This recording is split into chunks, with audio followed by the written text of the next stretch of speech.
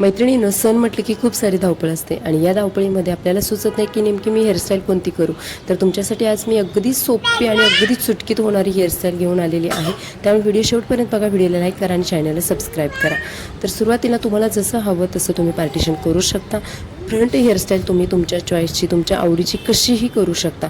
मी माझी अगदी simple method दाखवलेली आहे, म्हणजे प्रत्येक मैत्रिणीला ही हेअरस्टाईल करता यावी, जमावी यासाठी ही टेक्निक वापरलेली आहे. शिवाय या हेअरस्टाईलला तुम्हाला वेळसुद्धा खूप कमी लागणार आहे. बघा, आता मी इयर टू इयर सेक्शन घेतलेला आहे. कानाच्या समोरचे केस पुढे घेतलेले आहेत आणि फक्त ट्विस्ट केलेले आहेत. आता नेहमी कसं मी कधी कधी खूप थोडे सेक्शन घेऊन ट्विस्ट करते, तर तसं न करता अगदी मोठा भाग घेतलेला आहे आणि तो डायरेक्ट ट्विस्ट केलेला आहे. यामध्ये तुमचा वेळ वाचतो आणि शिवाय लुकसुद्धा सुंदर येतो.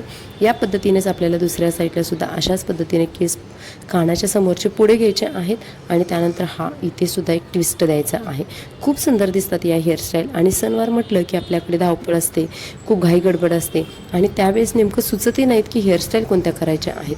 अशा वेळेस तुम्ही ही हेअरस्टाईल नक्की करून बघा. ज्यावेळेस तुमचे केस पातळ असतात ना, त्याच्यासाठी सुद्धा खूप सुंदर होते ही हेअरस्टाईल आणि खूप जुडा किंवा तुमचा अंबाडा जो आहे तो सुद्धा मोठा दिसतो या पद्धतीने जर तुम्ही हेअरस्टाईल कराल तर.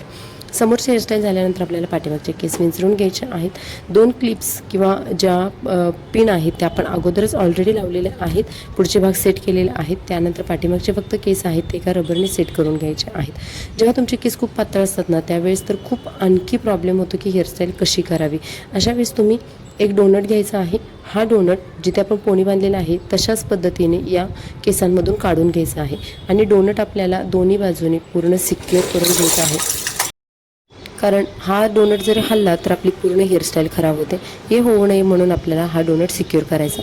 त्यानंतर आणखी एक रबर घ्यायचा आणि डोनटमधून जे काढलेले केस आहेत तर त्याच्यावरून आपल्याला हा रबर लावून घ्यायचा आहे. म्हणजे अर्धे केस आपले इथे ऑलरेडी सिक्युअर होणार आहे डोनटवरती आणि खाली बाकीचे केस उरलेले आहेत. आता या केसांचं काय करायचं, या केसांनासुद्धा आपल्याला छान विंचरून घ्यायचं आहे आणि त्यानंतर हे केस आपल्याला वरच्या दिशेने न्यायचे आहे.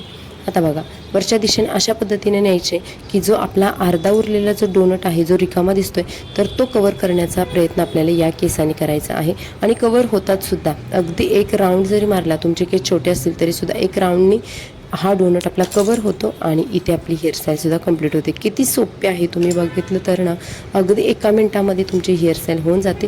त्यानंतर हे उरलेले केसांचे टोक आहेत ते आपल्याला बॉबपिननेच सिक्युअर करायचे आहेत. कारण बॉबपिननेच केस आपले एकदम टाईट राहतात आणि हालतही नाहीत.